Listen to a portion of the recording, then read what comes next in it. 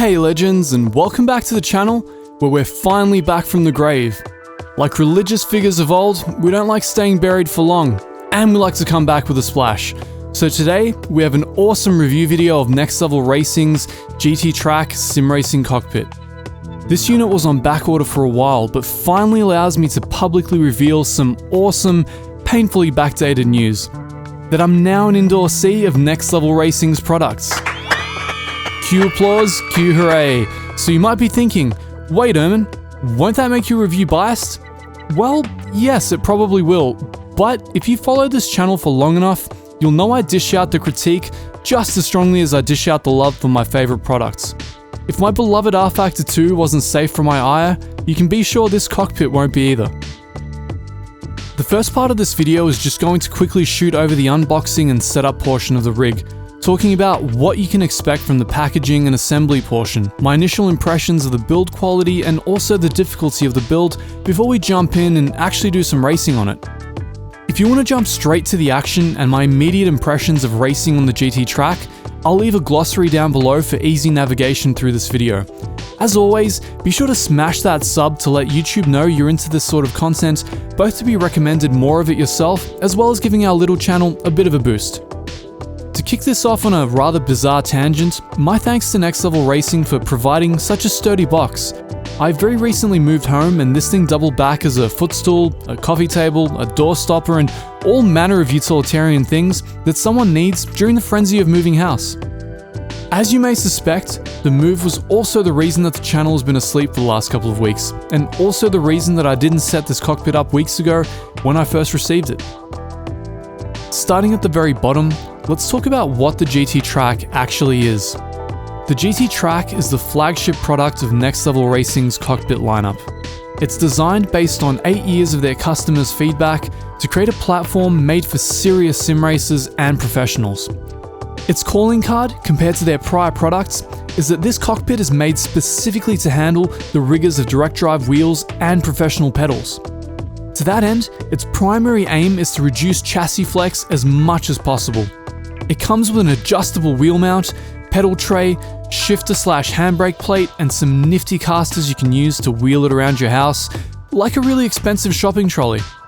It's also compatible with many expansion options offered by Next Level Racing, such as direct compatibility with their Motion Platform V3, Traction Plus, butt kicker, independent monitor stand, and keyboard and mouse tray. The retail price is $899 USD, $799 EUR, 699 Great British Pounds, or 1,099 Australian dollars. As always, I'm super stoked to be part of the demographic with the lowest value currency. The first thing I appreciated about the boxing of this unit is that each piece of the frame was individually bubble wrapped. When you're paying this kind of money, you want to make sure everything arrives intact. The frame appears to be made largely out of aluminium, and I made sure to pronounce that correctly for all you Americans out there. The finish is a grainy, sleek, powder-coated black that looks very neutral and appealing to the eye. As my studio room, which is going to house it, is basically draped in black, it kind of fits like a glove.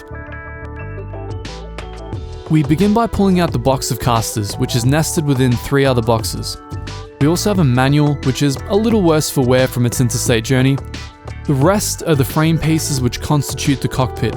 It's very cool that they provided all the necessary tools along with the nuts, bolts and washers in a labelled plastic enclosure.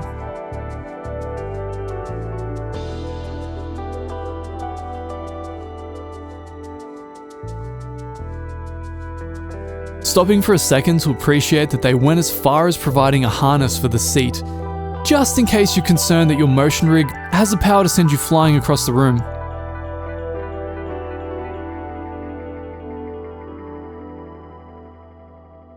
And with some editing magic, we now have it all ready to build in the studio room. I'm not the handiest person in the world, and because my tradesman skills ends at putting together IKEA furniture, I decided to enlist my housemate to help me put it together. The process took just over an hour, with an additional 30 minutes to secure my Heusinkveld sprint pedals and Fanatec DD1 to the cockpit. If you're wondering why I look so disheveled during this time lapse, it's because here in Melbourne we're currently undergoing lockdown number 3, and after 4 months, the isolation is starting to take the better parts of my sanity. Not to mention also my hairdresser.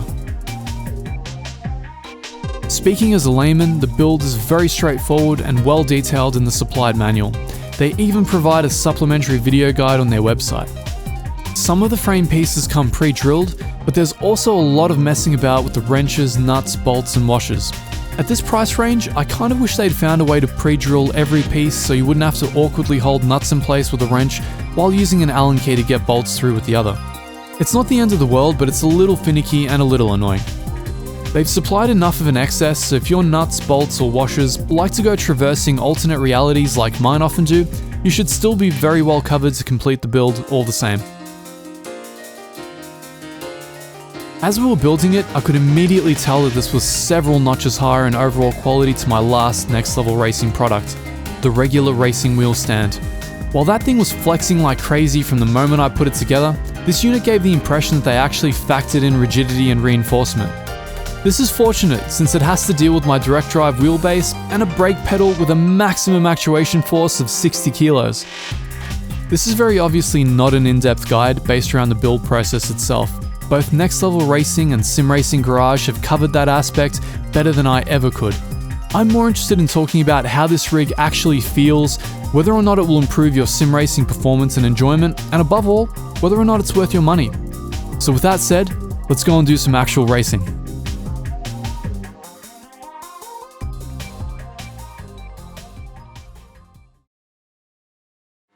Welcome to our brand new sim racing studio. My huge thanks to Next Level Racing for providing this unit, not only for the test and for maintaining my sanity through what is now the third protracted lockdown period here in Melbourne, Australia, but also for packaging it in such an amazing box that double back as a coffee table, a footstool, and all manner of other things that kind of helped me move a lot more easily than otherwise. So to those wondering, the reason the channel's been on hiatus for 2 weeks is that I've been moving house. This is part of our new makeshift studio, which is why we're making do with downlighting for this. I don't have the studio grade stuff in yet, so expect the footage quality to improve over the coming weeks as things slowly trickle in more and more and more. Now, talk about the unit at hand. That's what matters. So with this unit, this was the very first setup that I actually did. rFactor 2 on a laser scan version of Alton Park. If you're wondering where to get this, hit up the Steam Workshop. This track is absolutely amazing. It's one of the best tracks, I think, in sim racing for me personally. It's most definitely laser scanned, and I couldn't think of a better combination to actually test this with, because you've got the Ferrari 488 GTE, my favorite car in sim racing, one of the bumpiest circuits in the world, laser scanned, with one of the best force feedback engines in the world. So clearly, that's what I had to try the Next Level Racing GTtrack out with. The very first question that people normally have when you test out a unit like this, I've got to remember to take it slow, cold tires are a thing. The first question is, did it improve your lap times? Was it worth the money? You know, is it worth spending thousands and thousands of dollars on direct drive and load cell pedals and da-da-da-da-da, right? And the general tagline in the industry is, well, it didn't really make me faster, but it made me more consistent. I think that's the way that people justify those kind of purchases to themselves. Well, I'm happy to report that in my case, it both made me more consistent and it made me faster. Within 15 minutes of driving Alton Park on the very first time I set this up, so I hadn't sim raced in about 3 weeks. Within 15 minutes, I had beaten my fastest ever hot lap by a full second. And mind you, Alton Park is a track that in a GTE car, you do in about a minute and a half. So that is a lifetime. That is a lifetime of gain. I'm going to try and explain to you why that is. It isn't just on account of this rig, I will say that much. The rig has helped immensely. The reduction in flex compared to the regular Next Level Racing wheel standards, they're just worlds apart. I wouldn't even think of them as the same type of product at this point. But the other gain I got was, you can't see this, but I'm using my Heusinkveld sprint pedals. So load cell versus standard Thrustmaster T3PA. My God, talk about a difference. But the thing is that those two kind of tie in together, because you can't mount a pedal set like this on a plate that's flimsy. Like, there's no way I could have mounted it on something lower grade than the GTtrack, right? So they've definitely reinforced this unit a lot. If you're looking at the older range of Next Level products, I wouldn't even bother. Like, if you're looking for just the wheel stand portion, I'd get the wheel stand DD, whether or not you have a direct drive wheel or not. It's just so much more sturdy. It's so much better. So yeah, essentially a lot more fun, a lot more direct. Oh man, and the brake control is just, well, I over pushed it there, that's my own fault. But the brake control that you get, the ability to trail brake, I actually have the brake pedal set up right now for about 50 kilos of full actuation force. So it's pretty much giving me a leg workout every single time I stop for one of these corners. I love it. I'm in so much pain after the last 2 days of just driving this. And in case I haven't told you, it's been about 2-3 days since the initial unboxing. I wanted to make sure that I had some time to live with this unit so I could tell you about the cons as well as the pros that the initial honeymoon period wore off. So this is the easy portion of our test. I'm just kind of casually talking to you guys, giving you the experience. But what we're going to do next is load up something a little bit more intense, something requiring heel and toe, something requiring more traditional shifting, something to really test out the integrity of the shifter plates, the pedal plate, the wheel plate, the adjustments. And I'm either going to do that with the new stock cars, I think, on a laser scan version of Mount Panorama, or it's going to be on BeamNG. I can't quite decide yet, but either way, it's going to be absolutely amazing. In case you didn't know, there's a laser scan version of Mount Panorama out for rFactor, and it's every bit as amazing as you might think. The lap times are within 1/10 of ACCs. The games are like neck and neck right now. Unbelievable. Anyway, back to the GTtrack stuff. For the most part, I would say I have a 90% glowing perception of this unit. I absolutely love it.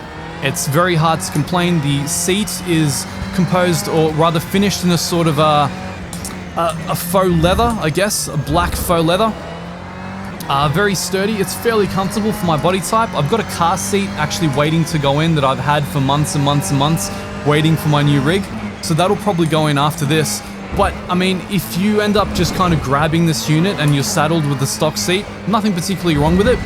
One thing I will mention, however, on the second day of owning it, and I guess this is getting into the nitpicky portion of things, which I'll get into more and more at the end of this review if you want to see my, I suppose, criticisms of this product, which we'll get into in the second portion. As I was getting up out of the seat, I kind of lightly pushed down on it with my thumbs just to kind of help me get out of the seat because I'm an old man and my legs don't work properly, especially after using a 50 kilo brake. I pushed down very lightly on the seat and I heard a ripping sound, and I looked in and I noticed that there was a tear in the corner in the join between the rear and the bottom of the seat. So it may not be exactly automotive grade seating that you've got here, but beyond that I'd say it's quite serviceable. And the adjustments are pretty much as you would expect. I tend to get carried away with the racing, not actually give you guys the details. You've got a pedal plate, or rather a base plate for the wheel here, which is adjustable, I don't know to what degree of angle, maybe like 30 to 45 degrees, maybe 30 degrees give or take. I've got it close to the highest angle, so I can keep it as low as humanly possible, but still get the wheel out of the way of my very long legs as I'm heel and toeing and all that fun stuff. Same thing with the pedal plate tray. You can basically adjust it to go backward, forward, angle it, whichever way you want. I've got it all completely flat because I've got the 3 bolts in there. I wanted it as secure as humanly possible. I've got the Heusinkvelds mounted as close to me as possible to avoid any kind of flexing and bending and anything like that. And whether or not there's flex is actually what we're going to get into in the next portion of the review as we get into the heel and toe and the heavy, crazy sort of stuff. So make sure to stay tuned for that because that will be our real stress test and where we'll talk about any potential drawbacks of this unit. Alright, so we're here doing our chassis flex stress test. We're in the stock car 2018 from rFactor, brand new release, the newest tire model. We're driving up Mount Panorama, a laser scan version, which is kind of insane trying to take a glorified NASCAR up here, but that's what we're here for. I want to show you guys a little bit of flailing, a little bit of throwing the wheel around, a little bit of heel and toe, and see if we can get this thing bent out of shape. Alright, so we're going to take it nice and easy as we warm up the tires up here. Now, the first thing we want to pay attention to is a shifter plate, right? Feels pretty darn rigid. I can't really see much flex. It's got 2 little positions that it sort of pivots between. I'm not sure if that's because we haven't done the bolts up full on. I'm pretty sure that we have. I wouldn't say it's flexless, but I'd say the flex is within like the 2 to 3% range. The big one with people in these kind of price ranges is they always worry and finick about flex. And rightfully so, you know. While we're not in the price range of, let's say, the premier top tier aluminium extrusion rigs, we are getting quite close with a unit like this. So it's fair to actually want the rig to be extremely durable, especially if you're paying close to about $1,000 for it. So the big one that I really want to talk about, and this is something that I'd noticed on prior review videos of this unit, and I'd mark it down as its biggest drawback. I want to talk about that before the video ends. I wouldn't say it's a deal breaker by any means, but I don't know if you guys can see it on the video, but the pedal plate does flex under heavy braking. So I'm running a Heusinkveld sprint pedal, which under maximum actuation has about 60 kilos of pressure. I'm running it with about 50 kilos for maximum brake, so it's not even full, but at the end of the pedal's travel, it continues to flex. And it's not the Heusinkveld base plate, it's the GTtracks. So they're kind of using still their old base plate type design. It's very reinforced and very cool and very usable. Don't get me wrong. It's certainly my own lack of skill that's always going to be the limit in my driving from henceforth, I guess, with this rig. But if you're the kind of stickler who needs absolutely zero flex whatsoever from their rig, this is probably not the one for you. It's the one thing I always found fascinating about Next Level Racing is if they had lowered their, let's say their retail prices down to about 2/3 of what they are, they would be the undisputed kings of their budget, of their price range, of their price bracket, if you will. Because while the unit, I would say, is maybe 90% of the way towards top tier, if they had just knocked the price down, it'd be an absolute no-brainer bargain. I'm not sure if you guys are getting that through the microphone, but I might actually slow down here and start to talk about the rig itself a little bit more. So one of the other things, and I think one of the drawbacks of their long-standing design philosophy around mounting the actual wheelbase itself, they have this column within a column approach that they've had ever since the Next Level Racing Wheel stand, which I also own, so I'm very familiar with it. The Racing Wheel stand only had like a single bolt that went in with a knob at the end of it you could do up with your hand. This time it's 2 bolts you got to do up with an Allen key. So a little bit more rigid, but the fact that these 2 columns don't fit snugly within one another kind of creates a situation where this kind of thing happens. See if you can see it, right? So it's not a deal breaker, but you can see movement. It's not the DD1 moving on the plate. The plate is great, 100% sturdy. The DD1 is great. It's secured by 5 bolts on there. It's not going to go anywhere, but it's this column within a column design that becomes the weak point for this. And I wish that they would find some other way to do height adjustment for the actual wheelbase itself. Now that said, again, absolutely not a deal breaker. We've got it secured in there with 2 bolts. There's no other way we can secure it more unless we do some aftermarket mods, which we may yet do if I secure sort of the ultimate height position for my body type. That being said, shifter plate I'm extremely happy with. It's actually the TH8A that's flexing there rather than the pedal plate itself. That's usually a good sign when the unit that you've bolted to it flexes more than the actual chassis. The other one that you probably saw is when I'm doing heel and toe, the seat kind of moves back a little bit, but that's nothing tragic. That's something you would kind of expect in a real car anyway. And on top of that, if you really, really don't like it, you have a specific seat in mind, you can always bolt that to this rig. It's compatible with the universal railing system, so that's all good and great. Anyway, with that, let's jump to our summary and conclude this video.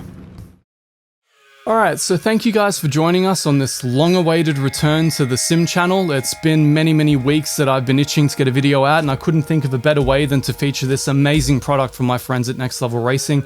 I'm so very grateful to have this thing as my main rig. I can't see it holding back my driving in any meaningful way. I've been having an absolute blast over the last 3 days, basically beating all of my best hot laps, improving my consistency across all the tracks that I thought I once knew really well, but turns out I knew better than I thought I did. Anyway, this rig is amazing. We'll quickly recap its feature set for you. You've got a almost automotive grade seat with faux black leather. It's adjustable backward and forward along a universal rail style system, so you can replace it with the kind of seat that you want should you buy this. You can recline it backward and forward as well. Shifter plate, extremely sturdy, also adjustable backward and forward. I find it quite perfect where it is right there. You have an angle adjustment as well as a height adjustment on the base plate, or the actual wheel plate if you want to call it that. You've got the pedal plate, which is adjustable backward and forward as well as on an angle. I've got all 3 bolts in there, completely locking it on a level plane because I prefer less flex rather than more adjustability. So that's how it works for me. in the grand scheme of things, this rig has very little flex. Nothing that you really notice in the course of aggressive driving, but if you were to slow it down and look at it through a camera lens, you can see that there is still a bit of give here and there. I've got to say, if I've got to give, I guess, some pointers or some critique to Next Level Racing, if they want to abolish this and create a slightly sturdier system rather than this column within a column thing for height adjustment, they'll probably gain additional stability on the wheel plate, so it no longer does that sort of thing. And of course, on the pedal plate, if you're running anything lower than a Heusinkveld, you don't have to worry whatsoever. If you're running sprints, you may experience a little bit of flex right at the end of the motion if you're using all 60 kilos of brake actuation force, if you're insane like yours truly. Anyway, thank you guys so much for joining us in this video. This is an amazing product. I give it 2 thumbs up. I think you're gonna absolutely love it if you buy into it, and I look forward to seeing you guys next time. So make sure to smash that sub. I'll catch you later.